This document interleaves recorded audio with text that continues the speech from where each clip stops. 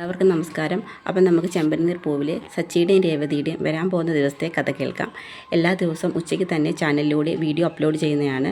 എൻ്റെ ചാനൽ ആദ്യമായി കാണുന്നവരാണെങ്കിൽ ഒന്ന് സബ്സ്ക്രൈബ് ചെയ്യണേ. വീഡിയോ ഇഷ്ടപ്പെടുവാണെങ്കിൽ ലൈക്ക് ചെയ്യണേ, കമൻറ്റ് ചെയ്യണേ. പിന്നെ ശരത്തിനെതിരെയുള്ള കംപ്ലയിൻറ്റ് പിൻവലിക്കുന്നതിനായി വക്കീലിന് 5 ലക്ഷം രൂപ സച്ചിയും രേവതിയും ചേർന്ന് ഏൽപ്പിക്കുകയാണ്. അതിനുശേഷം കേസ് കൊടുത്ത സച്ചിയുടെ അമ്മയായ ചന്ദ്രമതിയെ കാണാനായിട്ട് വക്കീൽ തയ്യാറാവുന്നു. വക്കീൽ ചന്ദ്രമതിയെ കാണാനായിട്ട് ചെല്ലുന്ന സമയത്ത് കേസിൻ്റെ കാര്യമൊക്കെ സംസാരിക്കുന്നു. അപ്പോൾ കേസിൽ നിന്ന് പിൻവലിക്കുന്നതിനാവശ്യമായി 2 ലക്ഷം രൂപ ചന്ദ്രമതി വക്കീലിനോട് ആവശ്യപ്പെടുന്നു. അത് കൊടുക്കാമെന്ന് വക്കീൽ സമ്മതിക്കുന്നുണ്ട്.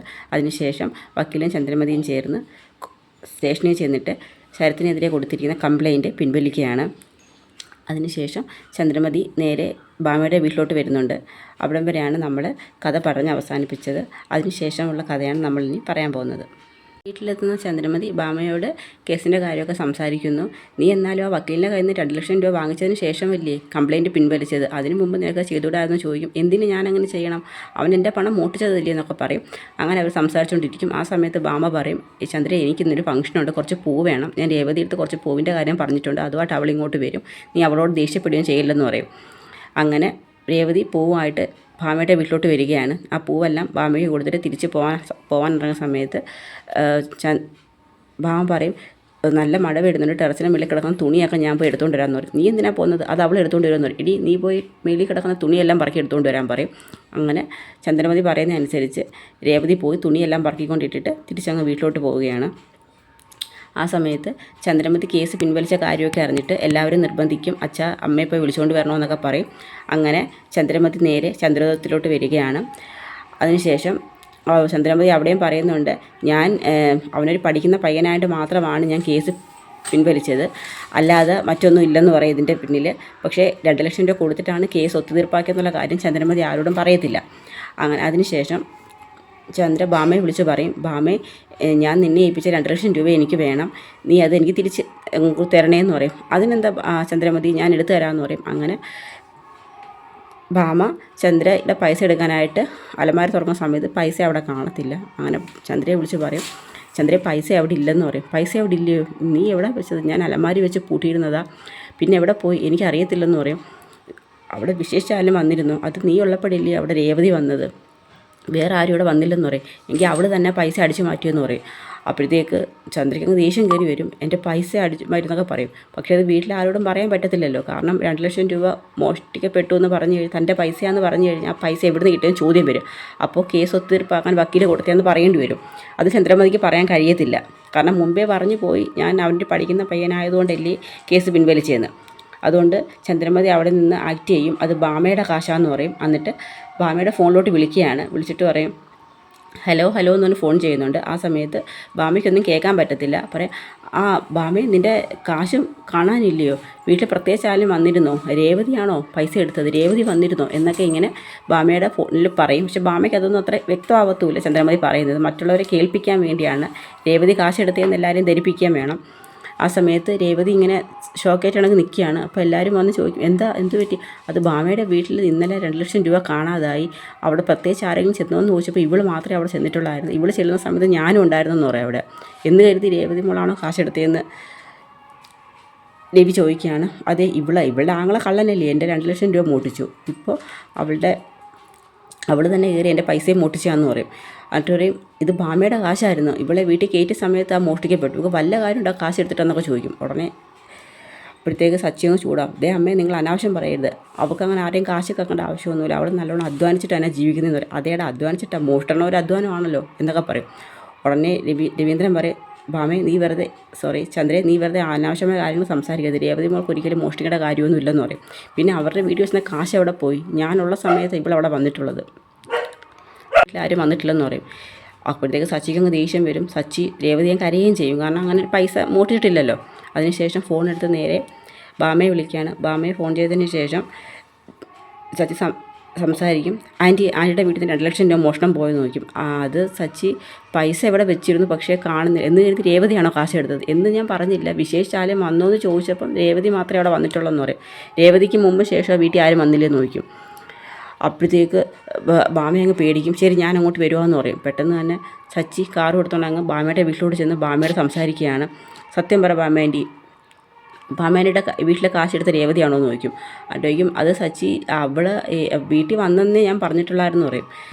പിന്നെ വേറെ ആരെങ്കിലും ഇവിടെ വന്നിട്ടുണ്ടോ എന്ന് ചോദിക്കും. ആൻറ്റി ഓർത്ത് നോക്കി, അത് കുറച്ച് മുമ്പ് രേവതി വരുന്നതിന് മുമ്പ് ശ്രുതി ഇവിടെ വന്നായിരുന്നു പറയും. ശ്രുതി വന്നിരുന്നു എന്ന് ചോദിക്കും. ആ ശ്രുതി കുറച്ച് മുമ്പ് ഇവിടെ വന്നിരുന്നു, അപ്പോൾ ചന്ദ്രയ ഉണ്ടായിരുന്നു, ഞങ്ങൾ തമ്മിൽ സംസാരിച്ചുകൊണ്ടൊക്കെ നിന്നെയാണെന്ന് പറയും. ചോദിക്കും അത് ശരി, നമുക്കൊരു കാര്യം ചെയ്യാം, പോലീസ് പരാതി കൊടുക്കാം, പോലീസുകാർ വരട്ടെ, പോലീസുകാർ വന്നിട്ട് സത്യം കണ്ടുപിടിക്കണം എന്ന് വരും. അപ്പോഴത്തേക്ക് ബാമയ്ക്ക് നല്ല പേടിയുള്ള കൂട്ടത്തില്ല. ബാമ പറയും അത് എൻ്റെ കാശല്ല സച്ചി മോഷണം പോയെന്ന് പറയും. ആൻറ്റിയുടെ കാശല്ലേ, പിന്നെ ആരുടെ കാശ്? അത് ചന്ദ്രയുടെ കാശാന്ന് പറയും. അമ്മയുടെ കാശ്, അമ്മയ്ക്ക് അവിടെ നിന്ന് ഇപ്പോൾ 2 ലക്ഷം രൂപ. അത് എന്താ അതിൻ്റെ ഈ കാര്യം പറയും. അത് പിന്നെ ശരത്തിനെതിരെയുള്ള കംപ്ലയിൻറ്റ് പിൻവലിക്കാനായിട്ട് നിങ്ങൾ ഏർപ്പാട് ചെയ്ത വക്കീൽ ഇവിടെ വന്നു, ചന്ദ്രയോട് സംസാരിച്ചു. അപ്പോൾ 2 ലക്ഷം രൂപ കൊടുത്താലേ കംപ്ലയിൻറ്റ് പിൻവലിക്കത്തോളം ചന്ദ്ര പറഞ്ഞു. അങ്ങനെ കൊടുത്ത കാശാന്ന് പറയും. ഓ അത് കൊള്ളാം. അപ്പോൾ പൈസ മേടിച്ചിട്ടാണ് അമ്മ കംപ്ലയിൻറ്റ് പിൻവലിച്ചതില്ലേ, എന്നിട്ട് പറഞ്ഞ ആൻറ്റിയുടെ കാശാ മോഷണം പോയെന്ന്.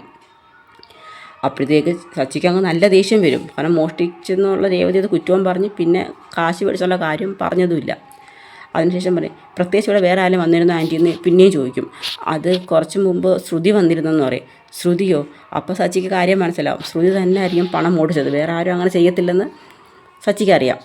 അപ്പോഴത്തേക്ക് പറയും കാശിൻ്റെ കാര്യം എങ്ങാനും ഭാമേൻ്റെ അവളോട് പറഞ്ഞിരുന്നു. ആ ചന്ദ്ര 2 ലക്ഷം രൂപ വക്കീലിൻ്റെ നിന്ന് മേടിച്ച കാര്യം ഞാൻ ശ്രുതിയോട് പറഞ്ഞിരുന്നു. അപ്പോഴത്തേക്ക് പറയും ഇനിയൊന്നും ആൻറ്റി പറയണ്ട, പൈസ ആരാ എടുത്തതെന്ന് എനിക്ക് മനസ്സിലായിരുന്നു. അങ്ങനെ നേരെ വീട്ടിലോട്ട് വരികയാണ്. വീട്ടിലോട്ട് വന്നതിന് ശേഷം എല്ലായിടത്തും പറയും അച്ഛാ ഈ പൈസ മോഷണം പോയത് ആരുടേതാണെന്ന് അമ്മ പറഞ്ഞത് ഭാമയുടെ ഭാമ ആൻറ്റിയുടേതാണെന്നല്ലേ പറഞ്ഞത്, പക്ഷേ അല്ല, ആ കാശ് അമ്മയുടെ കാശാന്ന് പറയും. അപ്പോൾ രവീന്ദ്രൻ പറയും 2 ലക്ഷം രൂപ ചന്ദ്രയ്ക്ക് എവിടുന്ന? അതോ കംപ്ലയിൻറ്റ് പിൻവലിക്കാനായിട്ട് അമ്മ വക്കീലിനോട് ആവശ്യപ്പെട്ടത് 2 ലക്ഷം രൂപയെന്ന് പറയും. 2 ലക്ഷം രൂപ മേടിച്ചിട്ടാണോ അവൾ പരാതി പിൻവലിച്ചത്? അതെ, ഇവിടെ നിന്ന് എന്തോ പറഞ്ഞത്, അവനൊരു പഠിക്കുന്ന പയ്യനല്ലേ, അതുകൊണ്ടാണ് ഞാൻ പരാതി പിൻവലിച്ചത്. എങ്കിൽ അങ്ങനെയല്ല, 2 ലക്ഷം രൂപ വക്കീലിൻ്റെ നിന്ന് മേടിച്ചതിന് ശേഷമാണ് അമ്മ പരാതി പിൻവലിച്ചതെന്ന് പറയും. ഇത് കേൾക്കുമ്പോൾ രവീന്ദ്രൻ അങ്ങ് ദേഷ്യം വരും. രവീന്ദ്രൻ അങ്ങ് ചൂടാവും ചന്ദ്രമതിയോട്. ചന്ദ്രമതി സത്യമാണോ ചന്ദ്ര ഈ കേൾക്കുന്നത്? നീ 2 ലക്ഷം രൂപ മേടിച്ചിട്ടാണോ ശരത്തിനെതിരെയുള്ള പരാതി പിൻവലിച്ചതെന്ന് ചോദിക്കും. അപ്പം ചന്ദ്രമതിക്ക് വേറെ രക്ഷയില്ല, സത്യം പറഞ്ഞേ പറ്റൂ, സറണ്ടർ ചെയ്തേ പറ്റത്തുള്ളൂ.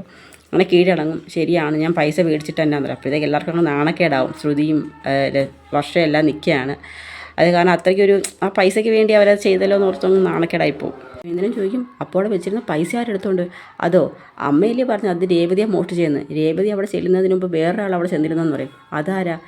ഈ നിൽക്കുന്ന ഓട്ടക്കാരൻ്റെ ഭാര്യ, ഇവളാ അവിടെ ചെന്നിരുന്നതെന്ന് പറയും. സച്ചി നീ വെറുതെ അനാവശ്യം പറയരുത്. അനാവശ്യമോ? നീ അവിടെ പറയും അതേ ശ്രുതിയോടെ പോയെന്ന് കരുതി ശ്രുതിയെ കാശെടുത്തതെന്നുണ്ടോ എന്ന് പറയും. അതെ, ഇവള് തന്നെ കാശെടുത്തത്, വേറെ ആരും ചെയ്തിട്ടില്ലെന്ന് പറയും. അത് ചോദിക്കും അവൾക്ക് അതിൻ്റെ ആവശ്യമൊന്നുമില്ല, 2 ലക്ഷം രൂപ മോഷ്ടിക്കേണ്ട ഗതിയോടൊന്നും എൻ്റെ ഭാര്യയ്ക്ക് വന്നിട്ടില്ലെന്ന് പറയും. അതേടാ, ഇവിടെ വീട്ടിൽ വരുന്നതും ടെറസിന് മേളിൽ കയറി പോകുന്നതും അലമാര തുറന്ന് പൈസ എടുക്കുന്നതിൻ്റെയൊക്കെ CCTV ദൃശ്യങ്ങൾ ഞാൻ കണ്ടിരുന്നു പറയും.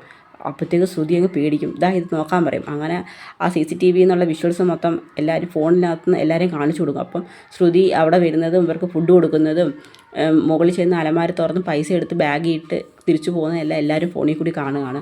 അപ്പോഴത്തേക്ക് ശ്രുതി അങ്ങ് നാണം കെട്ട് നിൽക്കുകയാണ്. അപ്പോഴത്തേക്ക് ശ്രുതിക്ക് പിന്നെ ഒന്നും പറയാനൊന്നും പറ്റത്തില്ലല്ലോ.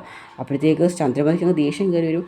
ചന്ദ്രമതിക്കും എടി നീയാണോ എൻ്റെ പൈസ മോട്ടിച്ചത് എന്ന് പറഞ്ഞുകൊണ്ട് അങ്ങ് ശ്രുതിയൊക്കെ നേരെ അങ്ങ് ചാടിത്തെറിക്കുകയാണ്. അപ്പോഴത്തേക്ക് ബാക്കി ആരും മിണ്ടത്തില്ല. അപ്പോഴത്തേക്ക് ശ്രുതിക്ക് എന്ത് പറയണമെന്ന് അറിയത്തില്ല, കാരണം തെളിവ് സഹിതമാണല്ലോ പിടിക്കപ്പെട്ടത്. അപ്പോഴത്തേക്ക് എല്ലാവരുടെ അടുത്തും വന്ന് ശ്രുതി അങ്ങ് ക്ഷമ പറയും. അങ്ങനെ പറയാം ആൻറ്റി എന്നോട് ക്ഷമിക്കണേ ആൻറ്റി, എനിക്കൊരു അബദ്ധം പറ്റിയതാണ്, പൈസയ്ക്ക് ഒരു ആവശ്യം വന്നപ്പോൾ ഞാൻ എടുത്തു പോയതാണ്, ഞാൻ ആൻറ്റിക്ക് ഉടനെ തന്നെ ആ കാശ് തിരിച്ചു തരാമെന്നൊക്കെ പറയും. അജയ്ക്ക് നീ എൻ്റെ പണം മോട്ടിച്ചിട്ട് നീ എന്നോട് ക്ഷമ പറയുന്നു എന്നൊക്കെ ചോദിച്ച് ചന്ദ്രമതി അങ്ങ് ദേഷ്യപ്പെടും. ഉടനെ ശ്രുതി പറയും എന്നോട് ക്ഷമിക്കുക ആൻറ്റി, ഞാൻ എത്രയും പെട്ടെന്ന് ആൻറ്റിക്ക് തിരിച്ചു തരാമെന്നൊക്കെ പറയും. അപ്പോഴത്തേക്ക് ചന്ദ്രയ്ക്ക് അങ്ങ് നീ ഇത്ര കള്ളിയാണ് ഞാൻ അറിയുന്നില്ല, നീയും ആ രേവതിയുടെ ആങ്ങളെയും തമ്മിൽ എന്തുവാടി വ്യത്യാസം, നിന്നെയാണോ ഞാൻ സ്വന്തം മോളെ പോലെ കൊണ്ടു നടന്നത് എന്നൊക്കെ പറഞ്ഞങ്ങ് ശ്രുതിയോട് അങ്ങ് ദേഷ്യപ്പെടുന്നുണ്ട്. അപ്പോൾ അവിടം വരെയാണ് നമ്മുടെ കഥ അവസാനിക്കുന്നത്. അപ്പോൾ എല്ലാവർക്കും കഥ ഇഷ്ടമായ കാണണേ. അപ്പോൾ ചെമ്പരത്തിയിൽ പൂവിൽ ഇനി വരാൻ പോകുന്ന ലേറ്റസ്റ്റ് റിവ്യൂ ആണ് ഞാൻ പറഞ്ഞത്.